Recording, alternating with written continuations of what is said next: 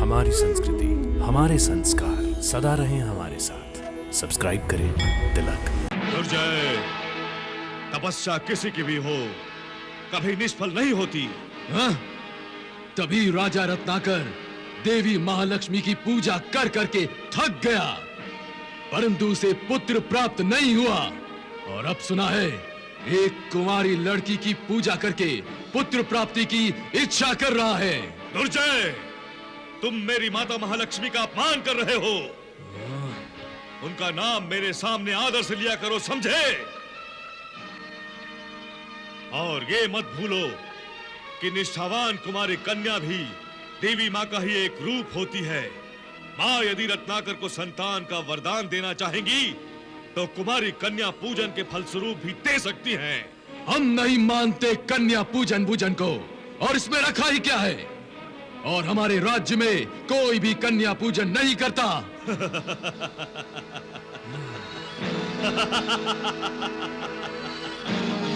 कितने मूर्ख हो तुम दुर्जय, कितने मूर्ख हो। निर्भय प्राण, तुम्हें तो इतना भी नहीं पता कि तुम्हारे ही राजभवन में तुम्हारी ही पत्नी कुमारी कन्या का पूजन कर रही है। नहीं।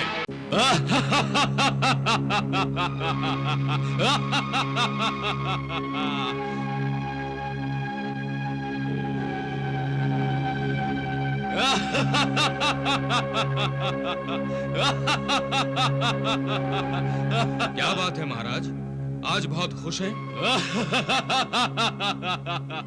तुमने बिल्कुल सत्य कहा। आज हम बहुत खुश हैं। आज हम आनंद से आत्मविभोर हैं। परंतु तुम ये नहीं बता सकते कि हम खुश क्यों हैं। याद आ गया मुझे महाराज। मैं बता सकता हूं कि आपकी खुशियों का कारण क्या है। तो जल्दी बताओ ना, हम भी महाराज के साथ उनकी खुशियां बांटें, उनकी जय जयकार करें। हाँ हाँ, ऐसी बातों में विलंब करना उचित नहीं। देखो तो महाराज हमसे बधाइयां सुनने के लिए कितने उत्सुक हैं। तो बताओ, तुमने हमारी खुशियों का अनुमान कैसे लगाया?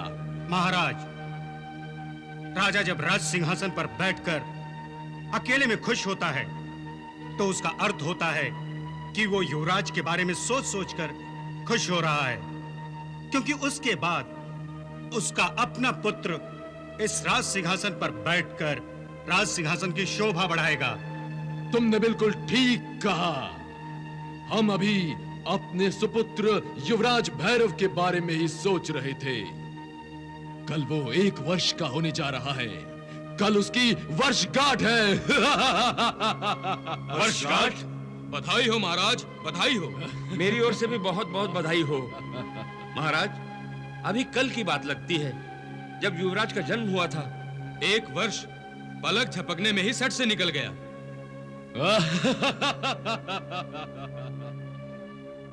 आप कितने भाग्यशाली हैं जो युवराज सटासट बड़ा होता जा रहा है।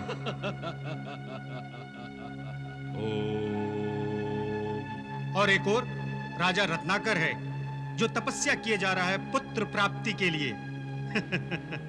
परंतु अभी तक फल प्राप्त नहीं हुआ उसे। और न कभी प्राप्त होगा। हमारा युवराज ही राजा रत्नाकर के सिंहासन को छीनकर उस पर बैठकर उसकी शोभा बढ़ाएगा। रत्नाकर तो केवल पूजा ही करता रह जाएगा महालक्ष्मी की।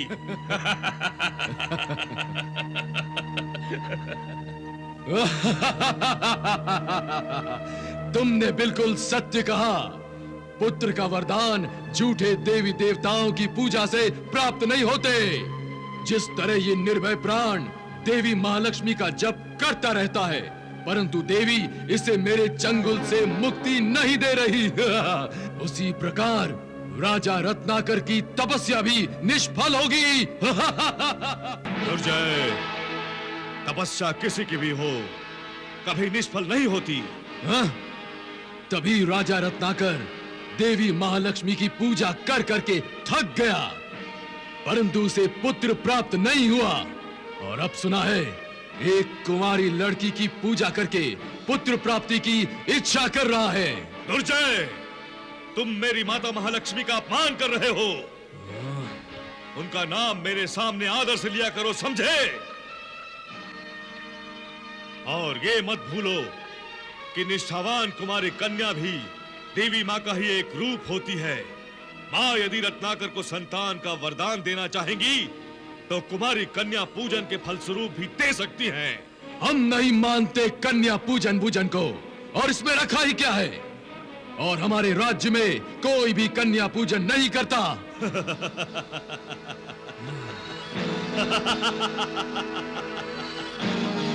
कितने मूर्ख हो तुम दुर्जय, कितने मूर्ख हो।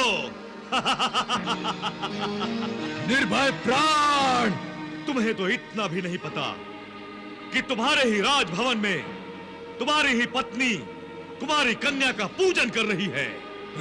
नहीं, ये कभी नहीं हो सकता।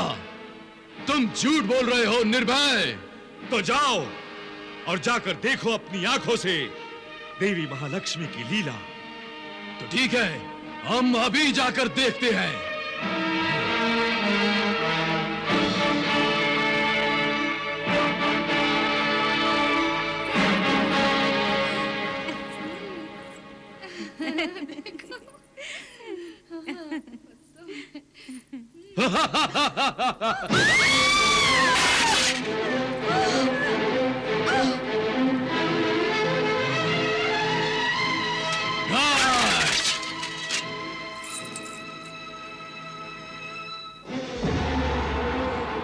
महाराज, आपने ये क्या अनर्थ किया?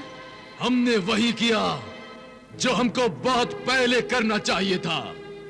हम नहीं मानते इन व्यर्थ की पूजा विधियों को, इसलिए हमने नष्ट किया।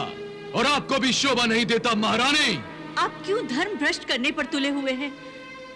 आप समझते क्यों नहीं कि धर्म ही हर संकट का निवारण करता है? हाँ?